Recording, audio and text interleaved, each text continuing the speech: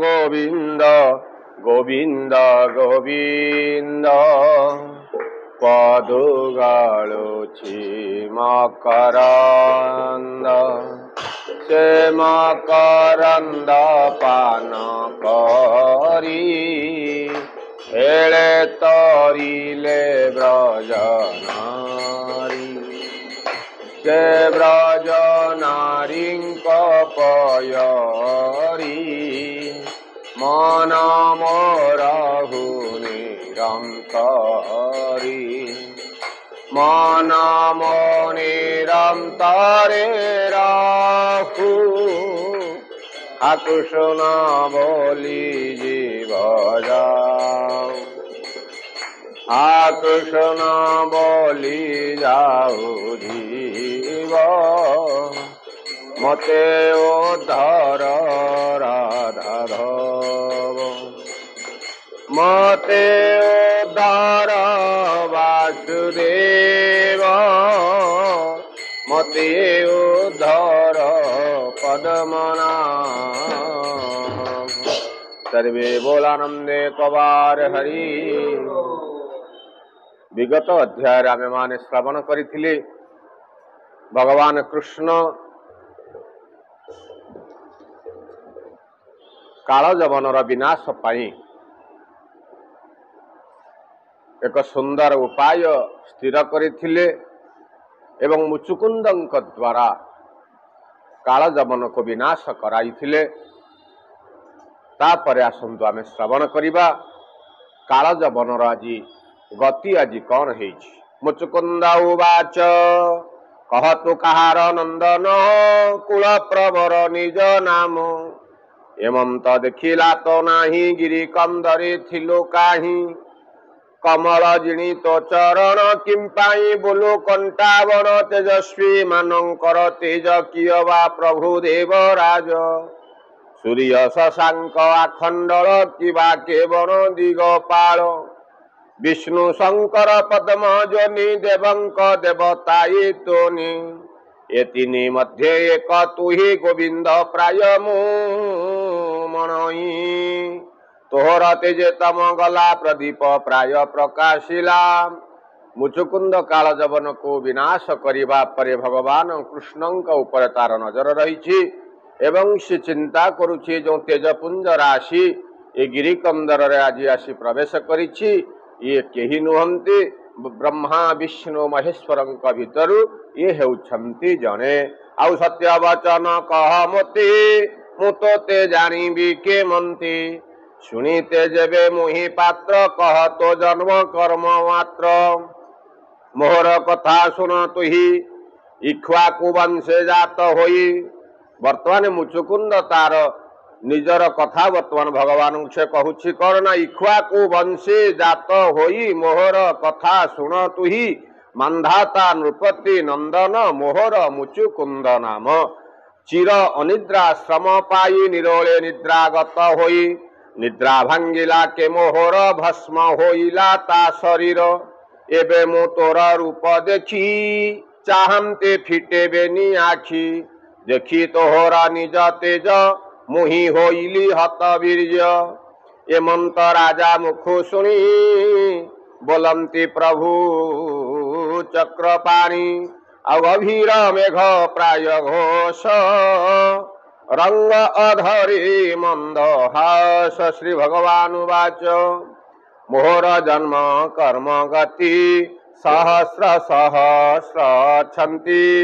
ନାମ ହିଁ ଅଛି ମୋର ଯେତି କେ ଜାଣି ପାରିବ ଜଗତି ଭୂମିରେ ଅଛି ରେଣୁ ଯେତି ଅନନ୍ତ ସଂଖ୍ୟା ଅପ୍ରମିତେ ଏମାନ ଗଣି କେ ପାରଇ ଅନେକ ଜନ୍ମେ ଦେହ ବହି ମୋହର ଜନ୍ମ କର୍ମ ନାମ ଗଣି ନଇବେ କେହି କ୍ଷମ ମୋହର ଜନ୍ମ କର୍ମ ଯେତି ତ୍ରିକାଳଦର୍ଶୀ ଏ ଜଗତି ପରମ ଋଷି ଯେତେ ଛନ୍ତି केहि से तत्व न जानती एबे मु कहू अछि जेति राजन सुन एक चिति ब्रह्मा शंकर देवे जाई क्षीर सिंधुर तटे थाई स्तुति करिले मो चरणी मेदिनी भाराणी बारणी असुर बल करी नाश साधुଙ୍କୁ କରିବି ଆଶ୍ୱାସ ଏବେ ମୋ ବସୁଦେବ ଘରି ଜନ୍ମିଲି ଦେବ କି ଉଦରି ବସୁଦେବର ପୁତ୍ର ଭାବ ଲୋକେ ବୋଲନ୍ତି ବାସୁଦେବ କଂସକୁ ସଂହାରିଲି ମୁହିଁ ଥିଲିଟି ବୃନ୍ଦାବନେ ରହି ପ୍ରଲମ୍ବ ଆଦି ଯେ ଦାନବୀ मुहि माइली बाल भावे काल जबन अणाइली तोर नयने संहारिली तोते मो अनुग्रह चित तेणु मिलिली तो अग्रत पूर्वे तु घोर तप करी मन पवन हृदय धरी मोते देखिबो बोली चिते एबे प्रसन्न हेली तोते भकत वत्सल मो नाम बर तो माग इच्छा काम जहा मागिबो श्रद्धा चिते प्रसन्ने देवी मोहि तोते मोर शरण जे पसंती संसारे नाही तांको भ्रांति शीर्षक उवाच एमं त कृष्ण मुखो शुणी प्रणाम कला पुन पुणी गर्ग वचन परिमाणी निश्चय जानिला चक्रपाणी आनंदे जोड़ी बेनी कर आनंदे बेनी कर जोड़ी कहि कृष्ण पादे पड़ी मुचुकुंद उवाच भो नाथ तोर माया बली मोहित प्राणी ए शयली अनर्थ अर्थ प्राय मणे न भजे तोहर चरणे दुख गहने सुख आशे पड़ई दारा गृह पाशी मैथुन सुखी काल वंचे न बुझी नित्य धन संचि अशेष जन्म पुण्य फले मनुष्य जन्म महितली इंद्रिय सुखे देई मति तोर चरणे न भजंती परंति गृह अंध कूपे पशु जे सने तृण शोकी सुन हे मदन गोपाल निष्फले गला एते काल राज संपदे भोल होई आत्मार गति न जानई देहाभिमान बुद्धि बलि सुत कलत्र मोह जाली दुस्तर चिंता पथे श्रांत तोते न भजी जदुनाथ मूर्तिका घट मध्ये थाई गोविंद बोलई नर देव मोहि गोविंद रथ कुंजर अश्वजेते गोविंद पदाति बल अप्रवीते गोविंद खेलाई एमहि मंडले गोविंद तोते न जानी मति भोले गोविंद पशुंख प्राय ए संसारे गोविंद पशि गहन चिंता घोरे गोविंद विषय सुखे लोभ बढ़ी गोविंद पाद पद्म चिंता छाड़ी गोविंद परई तोर माया बले गोविंद तुताकु नासु अवहेले गोविंद ग्रासई तोर काल रूप इंदुरे जन्हे काल सर्प पूर्वे सुवर्णमय रथे कुंजर कंधे नाना पथि नर देवता नाम बही भ्रमई मत भोला होई से देह तोर अंश काल कहि कृमि भस्ममल के अबा नृप चूड़ामणि अशेष दिग भाग जिणी संग्रामे दश दिग बाही अद्भुत विग्रह बोलाई उत्तम सिंहासने पूजा पादे नमन्ति सर्वराजा हेमंत प्राण पूजे धरी स्त्री क्रीड़ा मृग करी मैथुन सुख गृह मध्य इंद्रिय क्रीड़ा रे आनंदी निवृत्त भोग महाश्रमे तप आराधी नाना कर्मी देवता वरदान काले पुणमागई सुख भोली करई स्वर्ग भोग बांछा परम सुखे नाही इच्छा ଆଉ ଜନ୍ମ ମରଣ ଘେନି ପଥେ ସେ ପ୍ରାଣୀ ଭ୍ରମୁ ଥାଇ ନିତ୍ୟ ତାହାର ଭାଗ୍ୟ ଯେବେ ଥାଇ ସୁସାଧୁ ସଙ୍ଗତ ମିଳଇ ସତ୍ସଙ୍ଗେ ହୋଇ ପାପ ନାଶ ନିର୍ମଳ ସତ୍ୱ ଯେ ପ୍ରକାଶ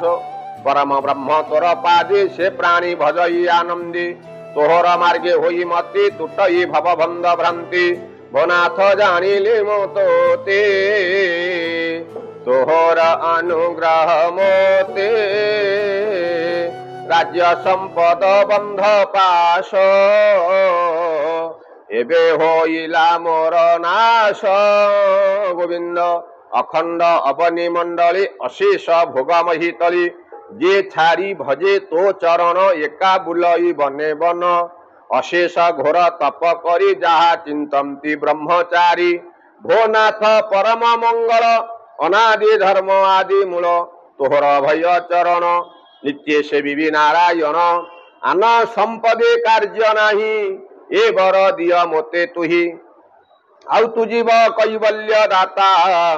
ଦୁଃଖୀ ଜନଙ୍କ ପିତା ମାତା ତୋହର ଦର୍ଶନ ପାଇ ଆତ୍ମାର ବନ୍ଧ ଯେ ମାଗଇ ତାହାକୁ ବୋଲି ଅପଣ୍ଡିତ ତୋର ମାୟାରେ ଜ୍ଞାନ ହତ ହୋ ନାଥ ପରମ ଈଶ୍ୱର ତୁଜେ ଯାଚିଲୁ ମୋତେ ବର ତ୍ରିଗୁଣେ ବନ୍ଧ ମୋହ ପାଶ ସେ ବରେ ନାହିଁ ମୋର ଆଶ ନିର୍ଗୁଣ ନିରଞ୍ଜନ ପର କେବଳ ଆତ୍ମା ଜ୍ଞାନ ସାର ଏମନ୍ତ ପୁରୁଷର ପାଦେ ଶରଣ ଜୀବି ଅପ୍ରମାଦୀ ଏହି ସଂସାର ମଧ୍ୟରେ ମୁହିଁ ଅଶେଷ ଜନ୍ମ ଦୁଃଖ ପାଇ ବାସନା ବଳେ କରି ପାପ ସୁମରି ପଛେ ଅନୁତାପ ସେ ତାପେ ପୀଡ଼ିତ ଜୀବନେ ଭ୍ରମଇ ଦୁଃଖେ ପଥଶ୍ରମେ ସର ଐରି ସଙ୍ଗେ ଭ୍ରମି ନିଗମ ପଥେ ମହାଶ୍ରମୀ ତୃଷିତେ ଜଳପାନ ଚିନ୍ତି କେବେ ନୁହଁ ତୃଷା ଶାନ୍ତି ସେ ଜଳ ତୋର ପାଦେ ଥାଇ ସଂସାର ତାପ ନିବାରଇ ନିର୍ଭୟ ସତ୍ୟ ଶୋକହର ଭୋ ନାଥ ଚରଣ ତୋହର ଆପଦ କାଳେ ସୁଖ ଦେଇ ସେ ପାଦେ ମୋର ସେ ପାଦେ କର ମୋତେ ତ୍ରାହି ଏମନ୍ତ ରାଜା ବାକ୍ୟ ଶୁଣି କୃଷ୍ଣ କହନ୍ତି ମୃଦୁବାଣୀ ଶ୍ରୀ ଭଗବାନ ବାଚ ତୁ ମହାଭାଗ ଚକ୍ରବର୍ତ୍ତୀ ନିର୍ମଳ ନିଷ୍କାମତ ଗତି ବରେ ମୋହିଲି ତୋର ଚିତ୍ତ ଲୋଭେ ନହିଲୁ ଅଭିଭୂତ ଏମନ୍ତ ବୁଦ୍ଧି ଯେବେ ତୋର ନିଶ୍ଚେତ ରିବୁ ଭବ ଘୋର ଭକତ ଜନଙ୍କର ଚିତ୍ତ ସମ୍ପଦ ନୁହେଁ ମୋହଗ୍ରସ୍ତ ଅଷ୍ଟାଙ୍ଗ ଯୋଗ ଲୟ କରି ମୋତେ ଚିନ୍ତନ୍ତି ବ୍ରହ୍ମଚାରୀ ମୋର ଭକତି ନ ଜାଣନ୍ତି ତାହାଙ୍କ ଚିତ୍ତେ ନାହିଁ ଶାନ୍ତି କର୍ମ ବାସନା ରଜ୍ଜୁବନ୍ଧ ଭାବେ ଭ୍ରମଇ ଜେନେ ଅନ୍ଧ ମୋହର ପାଦେ ଚିତ୍ତ ଦେଇ ଏବେ ତୁ ସୁଖେ ଭ୍ରମମହି ନିଶ୍ଚଳ ହୋଇ ମୋର ପାଦେ ତୋହର ଭକ୍ତି ଅନୁପ୍ରମାଦୀ ହେଉ ବୋଇଲେ ଚକ୍ର ପାଣି ସୁଣରା ଜନ ଚୂଡ଼ାମଣି କ୍ଷତ୍ରିୟ କୂଳେ ହୋଇ ଜାତ ଜୀବ ମାଇଲୁ ଅପ୍ରମିତ ମୃଗୟା କରି ମାଂସ ଖାଇ ଏ ଜନ୍ମେ ତୋର ଗତି ନାହିଁ ମୋହର ପାଦେ ଆଶ୍ରେ କର ସାଧିବୁ ତପ ମହାଘୋର ତେବେ ହୋଇବ ପାପ କ୍ଷୟେ ଭେଦିବୁ ବ୍ରହ୍ମଲୋକ ଯାଇ ଆଉ ପାପ ଅନ୍ତରେ ଏ ସଂସାରେ ଜନ୍ମିବୁ ବ୍ରାହ୍ମଣୀ ଉଦରେ ସୁହୃଦ ହୋଇ ସର୍ବଭୂତେ ତୁ ମୋତେ ଚିହ୍ନିବୁ ଜଗତି ଆଉ ତେବେ ପାଇବୁ ମୋ ଚରଣ ହସି କହନ୍ତି ନାରାୟଣ ଗୋବିନ୍ଦ ଗୋବିନ୍ଦ ଗୋବିନ୍ଦ ପଦୁ ଗାଳୁଛି ମକରନ୍ଦ ସେ ନାରାୟଣ ପାଦ ଗତ ନମଇ ଦାସ ଜଗନ୍ନାଥ ଗୋବିନ୍ଦ ଗୋବିନ୍ଦ ଗୋବିନ୍ଦ ପଦୁ ଗାଳୁଛି ମକରନ୍ଦ ସର୍ବେ ବୋଲାନନ୍ଦ ଏକ ବାର ହରି ହରି ବୋଲ इति श्रीमद्भागवते महापुराणे पारमहंस्यां संहितायां दशमस्कन्धी कालजवनवधि मुचुकुंद स्तुतिर्नाम पंचाशतोऽध्यायः अथ षट्पञ्चाशतोऽध्याय जराकुडलीलार परी पलाई द्वारका श्रीहरि रुक्मिणी संदेश पाइले एहा वर्णन छपनरी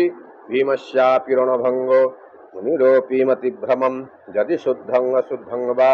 मम दोष न विद्यते मत्राहुडने जते दोष क्षमा करिवे पितव।